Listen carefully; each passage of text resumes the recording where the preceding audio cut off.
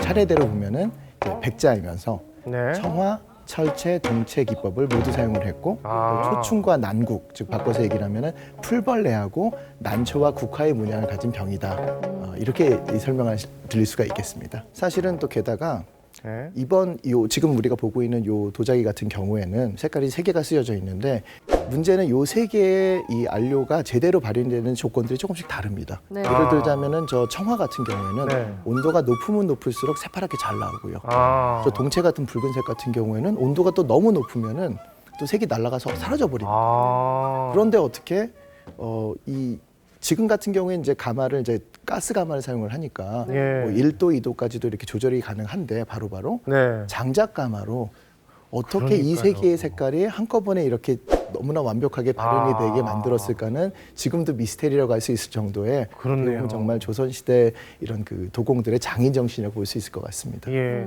아니 그 말씀을 들어보니까 정말 어떻게 이렇게 예. 만들었을지가 오늘 확연하게 좀 차이를 맞아요. 알 수가 있겠네요. 그리고 그 제대로 안 나오면 어떻게 하는 줄 아세요? 그냥 깨서 버려. 깨서 버려.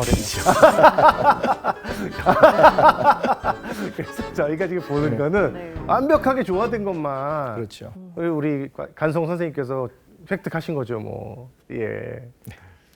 장인 정신이 깃든 색감 덕에 각도에 따라 느낌도 좀 달라진다고 하더라고요. 예, 맞습니다. 사실은 이제 사진으로 보고 있지만 네. 네. 실제로 보게 되면은 정말 그 진가를 알 수 있게 됩니다.